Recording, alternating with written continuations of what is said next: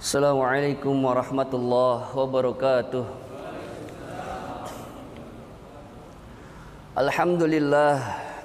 Alhamdulillahilladzi ba'atha rasulahul mustafa wa nabiyahul mujtaba Muhammadanilladzi anara bihid duja wa akhraja bihin nasa min dhulumatil kufri wasyirki ilan nuri wal huda.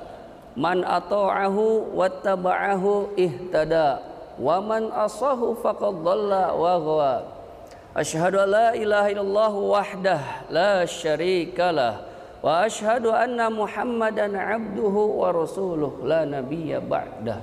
Allahumma salli ala sayyidina Muhammad wa ala alihi wa sahbihi wa barik wa sallim tasliman katsiran katsira.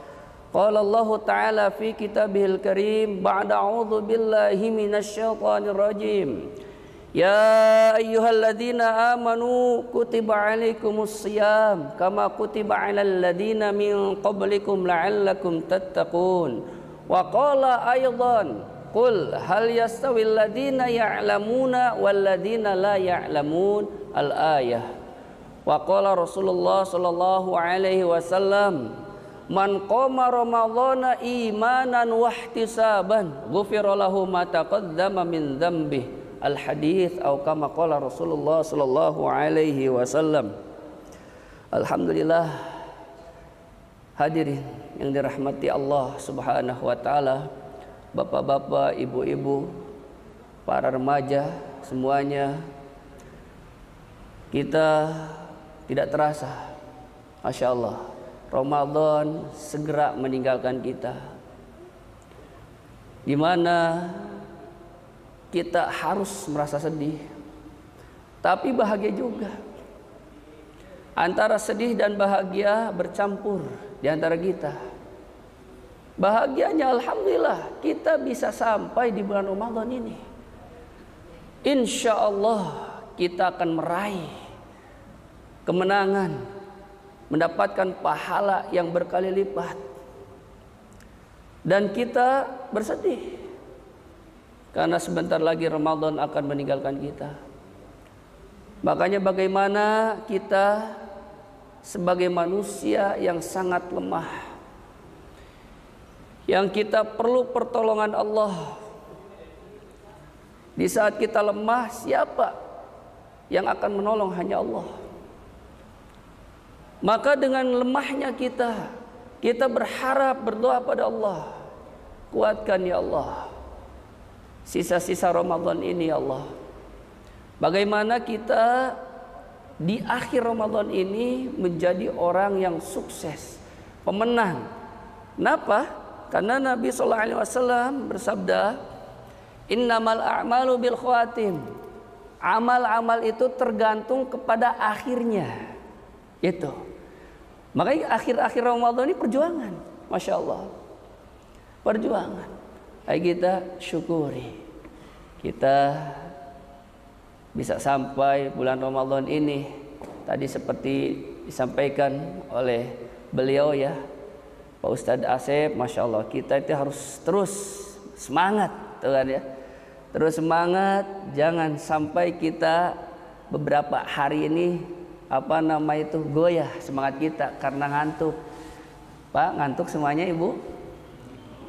Ngantuk ya, manusiawi ngantuk, Masya Allah. Karena ngantuknya kita ini duduk di majlis ta'lim, Masya Allah, pahala double. Kenapa dikatakan pahala double? Jadi ada perjuangan. Perjuangan inilah yang mendapatkan pahala berkali lipat. Kayak gitu. Hadirin yang dirahmati Allah Subhanahu wa taala. Kita untuk membangun kemandirian spiritual agama di dalam diri kita tidak mudah. Tidak mudah. Kita lihat, naudzubillah, kita berlindung dari sifat-sifat di luar. Kita tidak pernah membenci orangnya, hanya membenci sifatnya. Karena kita benci pada orang, jangan. Karena dia saudara muslim. Innamal mu'min muslim ikhwah. Maka kita itu harus membenci hanya sifatnya. Ketika naudzubillah di bulan Ramadan, mereka orang lain berpuasa, mereka berbuka tanpa uzur, tanpa ada alasan syar'i, kita berlindung. Karena yang namanya maksiat dan dosa itu yang mengarahkan adalah hawa nafsu dan setan. Setan nggak ada. Semua yakin setan itu dibelenggu, Bapak Ibu? Yakin ya? Setan nggak ada kan? Dibelenggu, harus yakin dengan hadis Nabi. Setan itu dibelenggu, dicangcang kalau bahasa Sundanya. Tapi kenapa masih ada orang yang tidak taat di bulan Ramadan ini? Maka jelas alasan yang pertama, efek godaan setan selama 11 bulan itu masih ada. Itu efek itu tidak mudah dihilangkan. Kemudian yang kedua, hawa nafsu. Hawa nafsu yang menjerumuskan manusia. Makanya kenapa dengan kita beribadah puasa ini banyak hal-hal, hikmah-hikmah yang akan membangun kekokohan, kekuatan spiritual kita dengan kita terus istiqomah sampai hari ini kita berpuasa. Hadirin yang dirahmati Allah Subhanahu wa taala. Kita taat pada Allah itu pilihan.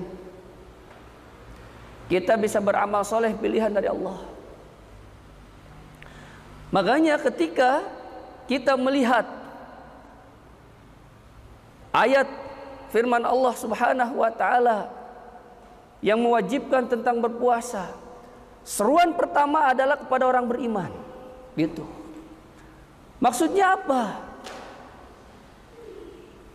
Karena dengan berpuasa kita dengan puasa ini akan merefleksikan keimanan kita kepada Sang Khalik Allah Subhanahu wa taala. Dengan beribadah puasa yang kita sungguh-sungguh imanan wahtisaban semata-mata karena Allah. Karena dengan keimanan yakin kita, iman kita itu akan semakin meningkat dengan puasa ini. Itulah wujud kemandirian kita ketika sungguh-sungguh berpuasa. Ketika setelah berpuasa yakin keimanan kita terus kokoh, terjaga. Karena yang namanya iman dikatakan Masya Allah, zaman dulu naik turun, kalau sekarang naudzubillah bisa keluar masuk. Dengan puasa inilah iman kita kokohkan. Ketika seseorang meningkat imannya dengan asbab beribadah puasa, yakin iman meningkat, ilmu meningkat, amal meningkat. Karena 3 elemen ini tidak bisa terpisahkan. Ini bergaris lurus 3 elemen ini. Iman ada, pasti keinginan untuk belajar ada. Setelah keinginan ada untuk belajar, maka amal dalam beribadah pun akan kuat. Tapi kalau iman lemah, Masya Allah, kita tidak gunakan semaksimal mungkin ibadah puasa. Naudzubillah, orang menghare-harekan, tidak mempedulikan puasa. Naudzubillah, terkadang ada orang yang salah memaknai ketika seseorang dia mencari nafkah sesuatu kewajiban. Saya capek berbuka karena menunaikan kewajiban untuk anak istri. Nggak apa-apa. Sehingga naudzubillah, seorang menunaikan kewajiban yang satu meninggalkan kewajiban yang lain, itu nggak bisa kecuali ada udzur syar'i. Maka bagaimana ketika kita mungkin punya qadhaan puasa, yuk kita qadha di bulan setelah Ramadan. Ketika ada dulu yang mungkin dikatakan kita belum ke qadha, keburu datang bulan Ramadan, maka kita qadha tetap setelah bulan Ramadan ini dan bayar fidyah. Itu syariatnya. Kita tanyakan kepada ulama-ulama kita. Ketika kita iman meningkat, Masya Allah, semuanya berefeknya baik. Ingin terus belajar. Ilmu meningkat, amal meningkat. Hadirin yang dirahmati Allah Subhanahu wa taala. Syariat kita dari Rasulullah SAW sampai sekarang terjaga oleh orang-orang yang amanah mengemban ilmu syariat. mulai dari sahabat radhiyallahu anhum ajmain yang mendapatkan riwayat hadis dari Rasulullah, kemudian diteruskan oleh tabi'in, kemudian diteruskan oleh tabi'ut tabi'in, sampai ke kita terus. Karena generasi yang terbaik, sabda Nabi kita Muhammad sallallahu alaihi wasallam, khairul quruni qarni, sebaik-baik zaman adalah zamanku, yaitu sahabat. Tapi di situ tsummal ladzina yalunahum, tsummal ladzina yalunahum, zaman setelahnya tabi'in, zaman setelahnya tabi'ut tabi'in. Maka di sini pertanyaan, berarti kita boleh nggak ikut sunnah-sunnah tabi'in atau tabi'ut tabi'in? Sangat boleh. Ketika nggak ada di zaman Nabi, berarti kita ngikut kepada tabi'in atau tabi'ut tabi'in. Seperti satu kisah ya kan ya. Dulu ketika Rasulullah SAW beliau berkhutbah itu di tangga pertama. Kemudian di zaman Abu Bakar Siddiq radhiyallahu anhu turun tangga kedua. Di zaman Umar bin Khattab radhiyallahu anhu tangga ketiga. Di zaman Utsman radhiyallahu anhu naik lagi ke tangga pertama. Kayak gitu langsung rame. Ini kenapa nih sahabat Utsman ini? Kok bisa? Ini sesuatu yang beda baru, tuh kan? Tapi ternyata di situ ada hikmah. Seandainya setiap khalifah turun satu tangga, wallahu alam sekarang khatib itu berada di mana? Ternyata di situ ada hikmahnya yang dikerjakan oleh sahabat Utsman radhiyallahu anhu. Jadi sekarang itu tuh kan ya, namanya khutbah di tangga. Kalau beberapa kan namanya tempat khutbah itu mimbar itu pakai tangga tuh kan ya. Itu tidak di tangga lagi yang paling bawah, yang pertama. Jadi hadirin Allah Subhanahu wa taala, kita mengadakan sholat tarawih berjamaah itu kan bukan di zaman Rasul yang setiap hari, tapi di zamannya siapa? Kan setelahnya Qurun Khalifatur Rasyidin. Seperti itu, terutama di zaman Umar bin Khattab radhiyallahu anhu. Jadi disitulah hadirin Allah Subhanahu wa taala, dalam hidup kita ketika iman meningkat dengan asbab kita berpuasa, yakin kita ingin semakin tahu syariat agama, ingin semakin beramal sampai akhir hayat kita, sehingga ending kita, akhir kita itu husnul khatimah. Itulah yang diinginkan oleh setiap muslim dan mukmin. Jadi dikatakan sukses orang itu ketika akhirnya dia bisa husnul khatimah. Bahkan Masya Allah dengan mudah mengucapkan kalimat la ilaha illallah. Itu keinginan kita. Hadirin yang dirahmati Allah Subhanahu wa ta'ala, dengan kita terus memperbaiki puasa kita sisa-sisa bulan Ramadan ini, jelas rasa syukur kita semakin meningkat. Dalam hidup kita hanya dua yang sering kita kerjakan, syukur sabar, syukur sabar. Itu dengan ya, dengan syukur Allah berikan nikmat. Ketika kita mendapatkan cobaan sedikit, kita bersabar. Dua saja, dengan ya. Jadi syukur sabar ini semakin meningkat dengan kita berpuasa ini. Dengan kita berpuasa, rasa syukur kita meningkat jelas. Alhamdulillah kita masih bisa berbuka dengan enak. Kalau kita lihat di Palestina, Masya Allah, kasihan, Masya Allah, kasihan banget. Mereka antri untuk makan, bahkan Masya Allah dengan makanan seadanya. Kita alhamdulillah. Makanya dengan adanya syukur tersebut kita berbagi kepada sahabat-sahabat kita yang memiliki kekurangan. Kemudian ketika kita berpuasa sabar menahan lapar, banyak orang yang lebih menahan lapar selain kita. Kita masih bisa berbuka dengan enak. Masya Allah, banyak hal yang harus kita pelajari di dalam hidup ini. Naudzubillah kalau kita dikatakan cukup belajar dengan satu ustadz yang satu frekuensi.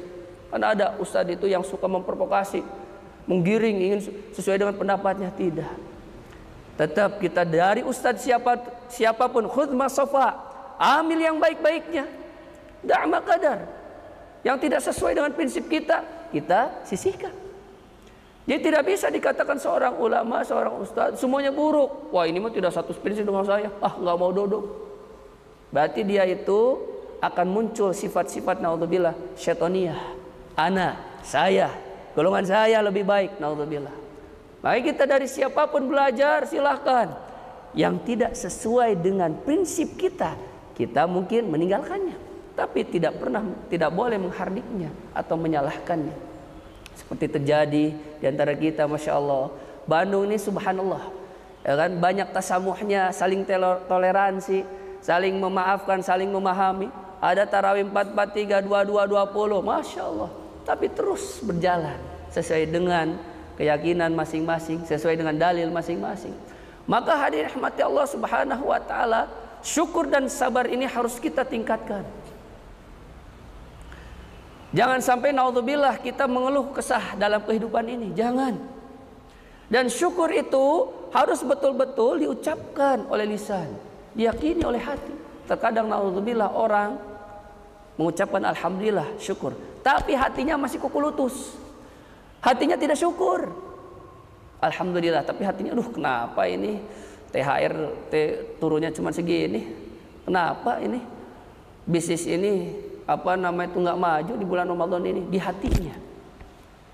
Maka itu dikatakan tidak bersyukur. Syukur itu jelas ada dalam lisan kita, ucapkan alhamdulillah, hamdan katsiran thayyiban mubarakan fih. Bersyukur pada Allah. Hati kita pun mengucapkan alhamdulillah ya Allah. Dan bentuk syukur kita lebih taat kepada Allah. Makanya untuk membangun kemandirian spiritual yang kuat itu, kita biasakan apa yang kita kerjakan di bulan Ramadan, yuk kita istiqomah sampai menjelang Ramadan tahun depan. Mudah-mudahan kita bisa mendapatkan Ramadan tahun depan lagi. Itu yang kita harapkan. Berharap dan terus berharap pada Allah Subhanahu wa taala. Hadirin yang dirahmati Allah Subhanahu wa taala, dan karena berpuasa di bulan Ramadan ini, jadikan madrasah rohani kita. Gitu kan ya? Jadi madrasah. Mungkin kan seperti ini kan, ini madrasah ya Pak ya. Madrasah enggak seperti madrasah. Namanya madrasah adalah apa? Tempat belajar. Nah, itu kan ya. Jadi tempat belajar, kita menimba ilmu. Di bulan Ramadan ini banyak kajian-kajian. Baik mungkin di TV, online atau offline. Masya Allah. Kita harus betul-betul lapang dada, terbuka. Di dalam mendengarkan tausiah. Di dalam mendengarkan nasihat-nasihat agama. Sehingga kita betul-betul Masya Allah, ketika kita sering mendengar, ada kekuatan untuk beramal. Kita itu sering mendengar fadilah tahajud, Masya Allah, fadilah sholat duha, fadilah yang lainnya. Kalau kita sering dengar, kita yakin ada kekuatan untuk beramal. Seperti kita mungkin ya mendengarkan iklan Rinso atau iklan Soklin terus setiap hari kan, waduh kan ingin membeli kan ya. Maka kita pun mendengarkan tausiah itu jangan hanya satu kali, terus kita dengarkan lagi. Hadirin yang dirahmati Allah Subhanahu wa taala, sebagaimana ayat tadi yang disampaikan di awal, kita itu dengan berpuasa itu maksud tujuannya apa? Itu kan ya. Nah ini, la'allakum tattaqun. Supaya kita itu semakin bertakwa. Jadi setelah kita beres Ramadan ini, kita semakin takwa. Itu. Takwa kuat, semuanya beres dalam hidup ini. Takwa lemah semuanya. Makanya sering kita dari kecil sampai usia sekarang, berapa sih kita? Berapa kali kita mendengar wasiat takwa? Apalagi laki-laki, setiap Jumatan sering mendengar. Ibu juga ketika ada khutbah atau mungkin seperti Idul Fitri, Idul Adha, banyak wasiat takwa. Maka dikatakan takwa itulah sumber utama, karena syarat untuk masuk surga itu adalah takwa. Itu kan ya. Jadi al-jannah u'iddatil muttaqin. Surga itu disiapkan untuk orang-orang yang bertakwa. Maka kita bagaimana terus tingkatkan takwa kita. Kalau takwa secara bahasa apa Pak? Namanya takwa secara bahasa apa Pak Haji? Apa? Takwa itu takut. Gitu kan ya? Jadi secara bahasa itu takwa itu adalah takut. Nah, disinilah ketika takwa meningkat, rasa takut kita kepada Allah itu meningkat. Berarti kalau rasa takut kita kepada Allah meningkat, jelas kita menjalankan perintahnya, menjauhi larangannya. Nah itu, kan ya? Jadi bagaimana kita ini dengan beresnya bulan Ramadan, spiritual kita, agama kita, syariat kita semakin kuat. semakin bisa mandiri. Tidak perlu ada yang ngedorong-dorong. Tidak. Jadi sudah ada inisiatif diri kita untuk beribadah, untuk beramal soleh. Tidak perlu diingatkan lagi. Kecuali diingatkan mungkin karena namanya manusia, diingatkan, kemudian dengan diingatkan dengan hikmah dia segera, ya. Tapi kalau orang nggak punya takwa, ketika diingatkan malah apa? Nah, malah dia itu marah, kesal, masya Allah. Maka hadirin yang dirahmati Allah Subhanahu Wa Taala, bagaimana takwa kita itu semakin meningkat, iman, takwa meningkat, ilmu meningkat, amal meningkat. Sejarah tadi, namanya ilmu dari sahabat, tabi'in, tabi'ut tabi'in, kemudian sampai kita. Maka sebenarnya ya di generasi-generasi sahabat, mereka itu memiliki mufti, ahli fatwa di sahabat tuh. Sahabat kurang lebih 124 ribuan lebih. Tapi ahli fatwa itu hanya berapa? Hanya 7 orang ahli fatwa di sahabat itu. Jadi berputar hukum itu di 7 orang sahabat. Walaupun Abu Hurairah, pernah dengar ya Pak ya? Abu Hurairah pernah dengar? Dengar ya? Seorang sahabat yang banyak meriwayatkan hadis. Itu namanya Abu Hurairah. Tapi beliau tidak termasuk ahli fatwa dari kalangan sahabat, tidak. Karena usia beliau itu ikut Nabi hanya 3 tahunan lebih. Kayak gitu. Jadi Abu Hurairah itu paling banyak riwayatnya, riwayat hadis, walaupun hanya 3 tahun dengan Nabi. Seperti itu. Tapi makanya sahabat di zaman tersebut tidak memutuskan Abu Hurairah itu sebagai mufti ahli fatwa. Karena walaupun banyak riwayatnya, beliau suhbah berada dengan Nabi itu hanya 3 tahunan. Tapi ambil hikmah bahwa Abu Hurairah itu walaupun masuk Islamnya 3 tahun, riwayatnya paling banyak. Itu hebatnya. Jadi tidak ada kata terlambat. Kita usia berapapun untuk menimba ilmu itu tidak ada kata terlambat. Kemudian di zaman tabi'in, tabi'in itu adalah orang yang ketemu dengan sahabat. Di situ pun ternyata ada pakarnya fuqaha, kan ya? Yang dikatakan fuqahanya itu fuqaha sab'ah, kan ya? 7 ahli fatwa di zaman tabi'in. Ya gitu. Hanya 7 ternyata. Padahal di situ tabi'in itu lebih banyak dari sahabat jumlahnya.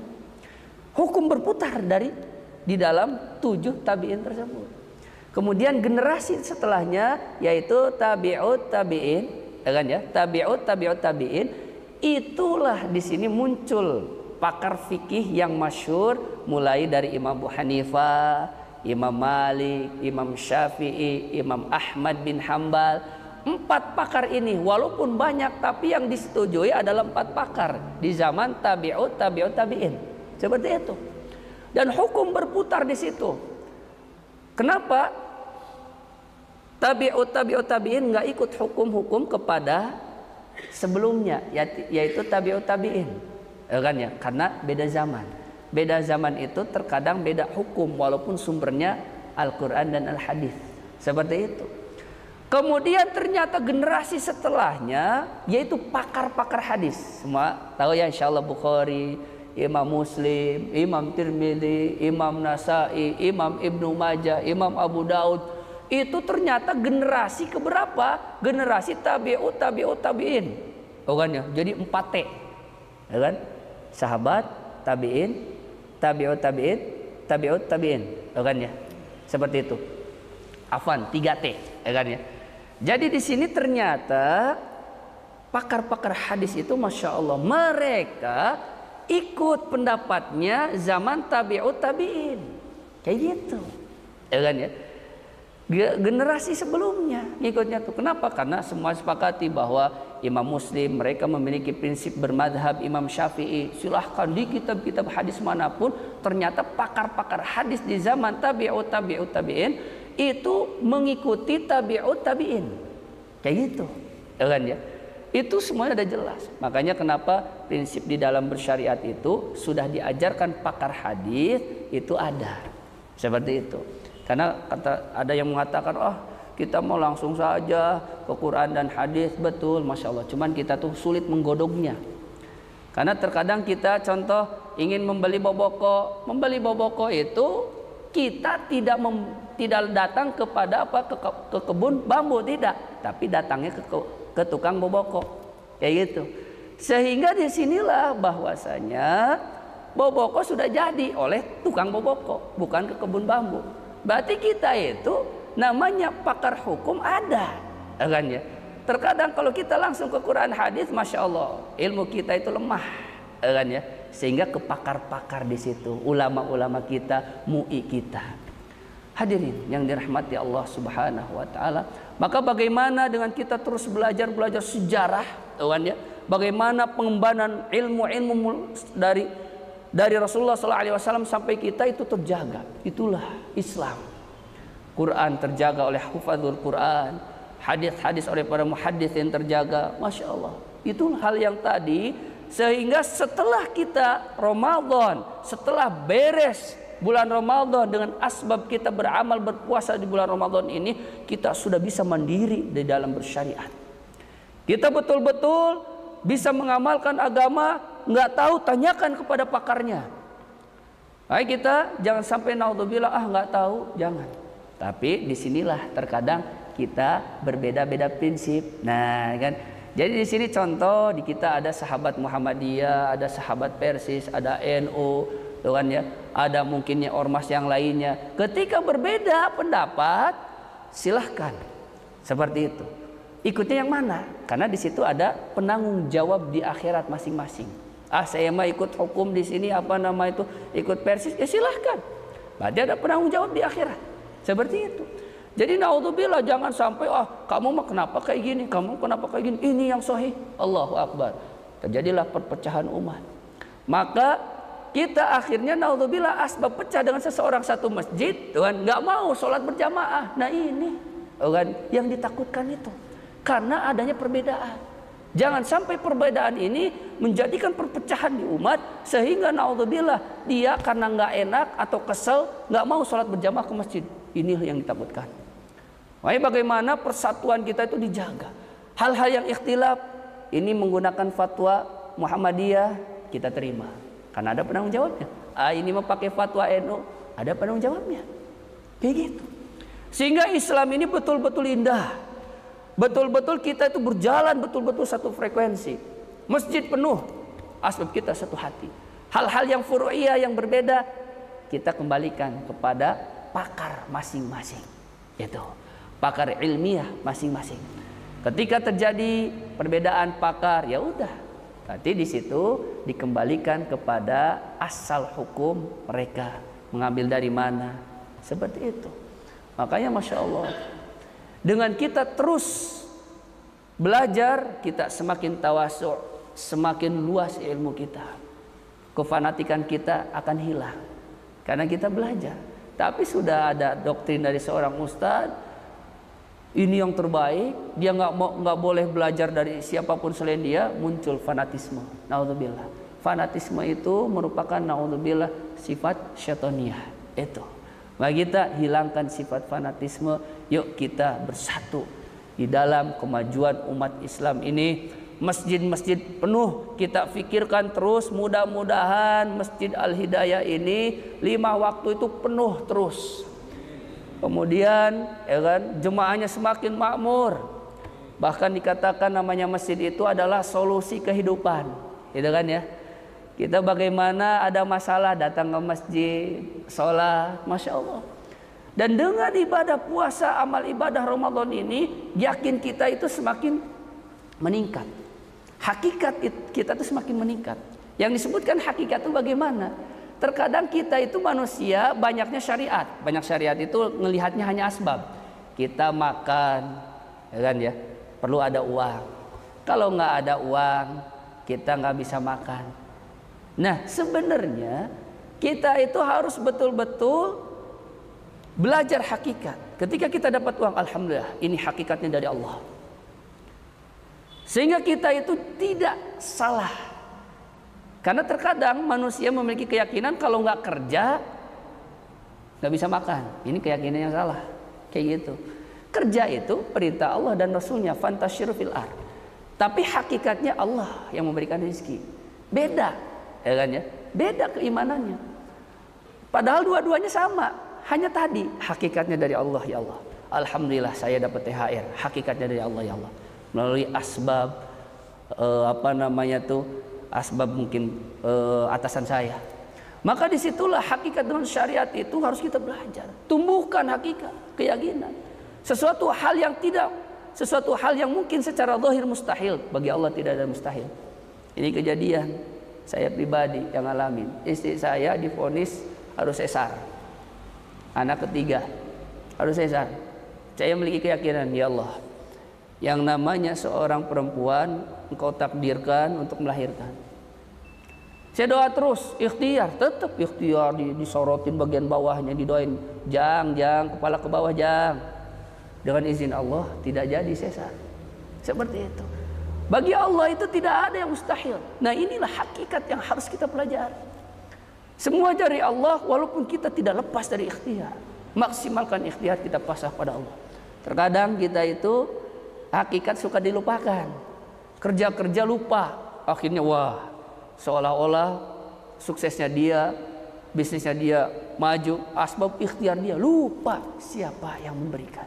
Nah, itu terkadang kita manusia.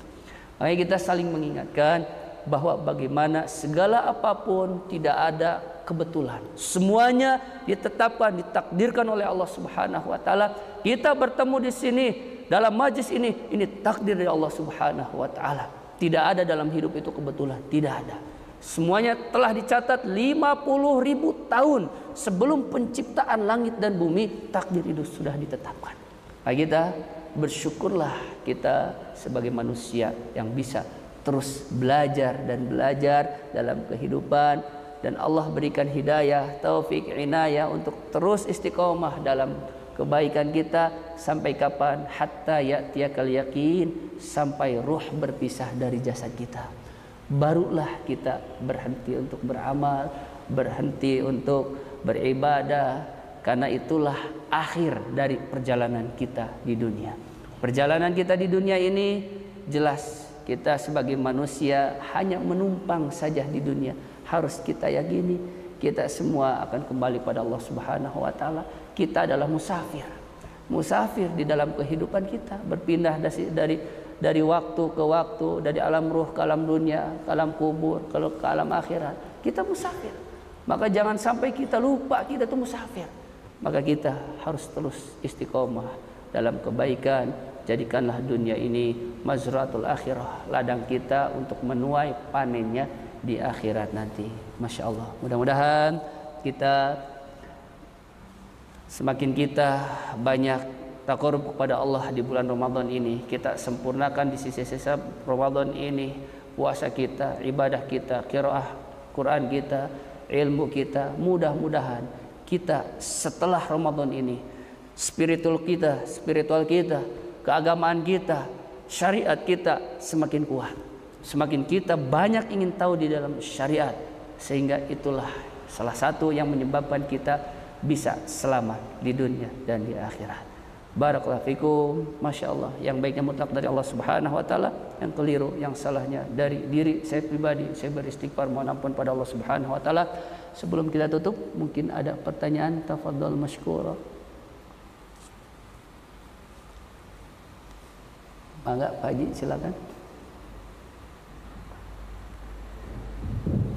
Ya, Bapak, Ibu yang saya hormati, alhamdulillah kita telah mendengar kajian dari tadi yang disampaikan oleh Ustaz.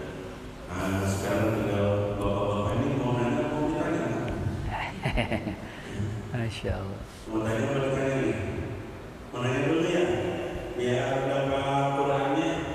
Ya, nanti Ustaz yang menilai. Ini ada hafalan, ada nahwu, ya, ada hafalan. Ya, sudah Quran dulu. Nah, ini Quran bisa dibawa pulang, ini bukan dari masjid ini, insyaallah. Ya, jadi bisa dimiliki oleh Bapak. Ya.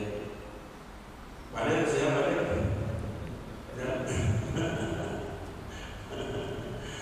Iya. Tidak susah-susah tadi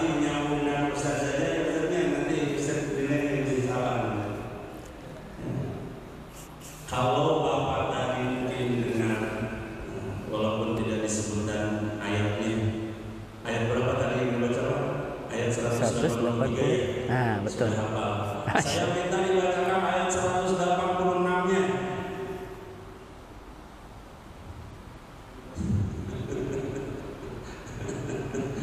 Tadi Ustaz membacakan ya alladzina amanu kutiba alaikumus syiyam 183. Nah, saya minta bacakan ayat 186-nya, Pak.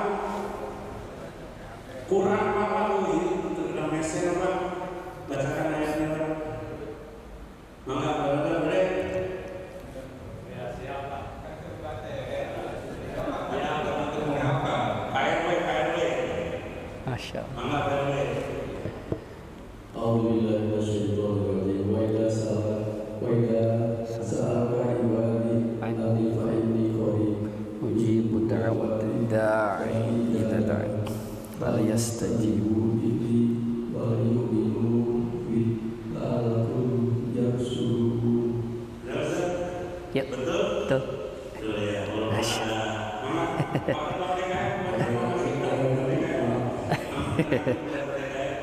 Masya Allah.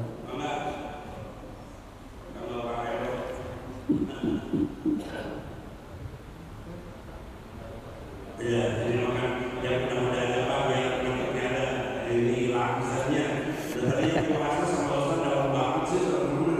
Jadi kalau diterima sama yang kantuk-kantuk mah, kita resek saja. Iya baik Pak. Ini masih ada, lebih mahal ini. Untuk yang suka ilmu nahu, ya Al-Quran dan nahunya Pak. Masya Allah. Ya, ini hebat sekali ini. Masih ada banyak. Ya.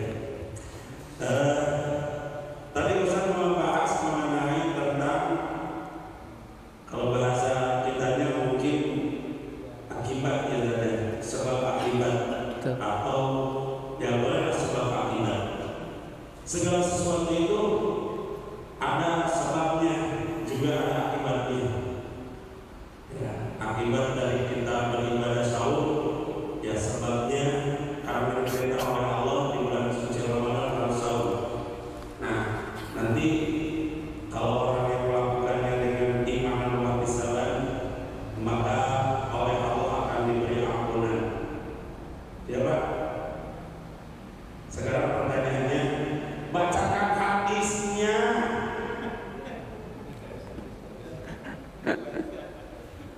Hadisnya. Cum dulu. Ya. Udah pendek, silakan. Masya Allah. Pak ini mah tiap malam lah dibaca. Ya.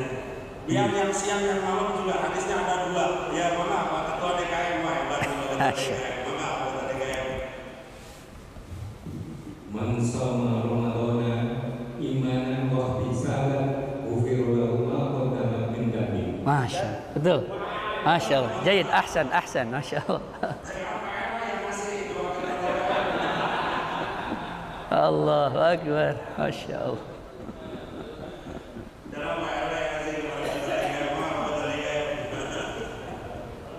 Yang gampang-gampang aja lah. Ini masih ada Pak. Ini syarat ketitipan ini nanti Ustaz luar Ustaz. Iya. Masya Allah.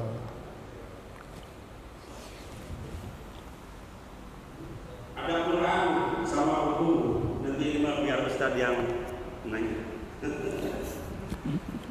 Satu lagi Pak, ini hafalan 8 perkataan Latin. Hafalan dan perkataan Latin. Ya, ini mahal Pak ini. Kalau tidak ada jawab ini pilih saya. Iya. Lanjutan ayat Pak, sedikit saja ya. Tidak usah semuanya karena panjang. Ya. A'udzubillahi minasyaitonir rajim. Uhilla lakum lailatan syiyami rafasu ila nisaikum. Wah, apa tadi kayak Pak? Lanjutkan nggak usah semuanya. Ya, ulangi. Lanjutkan ayat a'udzubillahi minasyaitonir rajim. Uhilla lakum lailatan syiyami rafasu ila nisaikum. Ada ibu mana ibu?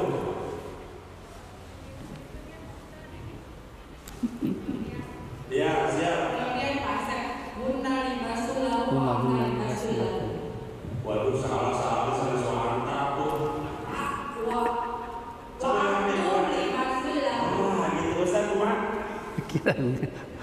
Batal sama Ustaz cenah, udah diulang deui.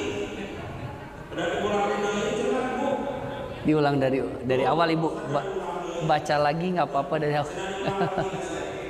Ayatnya.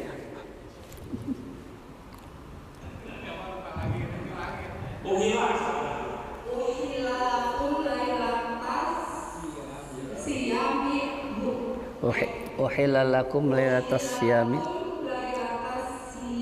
mir rofathu ila nisaikum.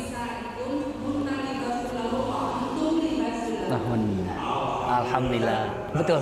Betul Laras. Iya. Laras. Masya Allah. Subhanallah. Ya insyaallah. Maka ada pada Ustaz ayat 20 deui, tapi maka aku harusnya.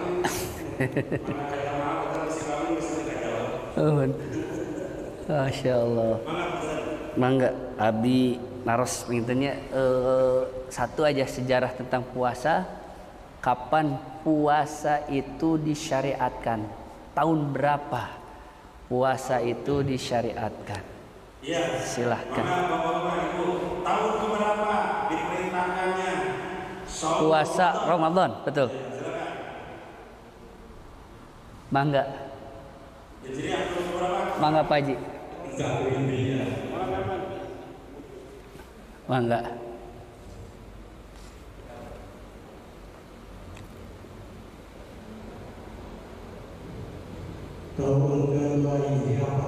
Masya Allah, betul. Tahun kedua Hijriah. Tahun pertama dan sebelumnya itu saumnya itu saum yang 3 hari ayam multi. Iya. Setiap bulan ayam multi, baru setelah pindah ke Madinah Rasulullah sudah hijrah, ya baru tahun kedua diperintahkan turun saum Ramadan. Masya Allah. Ijidai tepatnya bulan apa?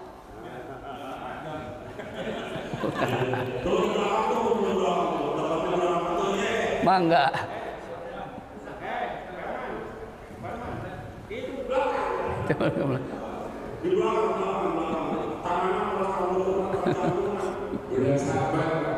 Bulan Sya'ban. Betul, Masya Allah. Bulan Sya'ban tanggal 10. Alhamdulillah. Jadi kita tahu ya. Jangan lupa lagi nih. Jadi disyariatkannya puasa 10 Sya'ban.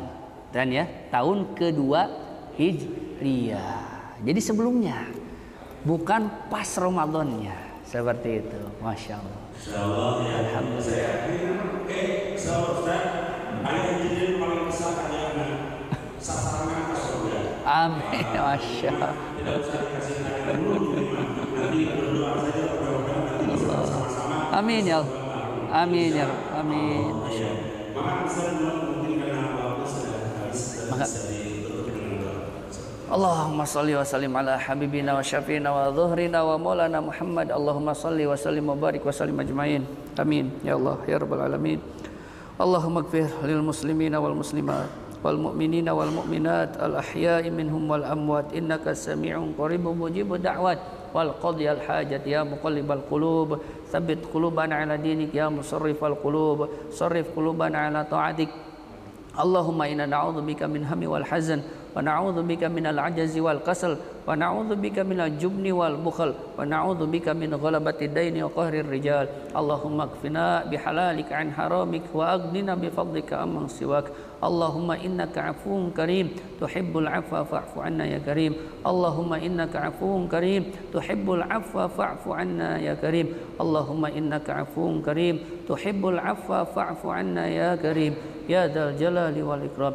La ilaha illallahul halimul karim. Subhanallahi rabbil arsyil azim. Alhamdulillahi rabbil alamin. Nas'aluka mujibati rahmatik wa azaima maghfiratik wal ghanimata min kulli bir وسلامة من كل إثم لا تدع لنا ذنبا إلا غفرته ولا هما إلا فرجته ولا حاجة هي لك رضا إلا قضيتها يا أرحم الراحمين اللهم يسير كل عسير اللهم يسير كل عسير اللهم يسير كل عسير وحاجتنا كثير وإليك المصير يا ذا الجلال والإكرام ربنا ظلمنا أنفسنا وإن لم تغفر لنا وترحمنا لنكونن من الخاسرين ربنا آتنا في الدنيا حسنة وفي الآخرة حسنة وقنا عذاب النار سبحان ربك رب العزة عما يصفون وسلام على المرسلين والحمد لله رب العالمين.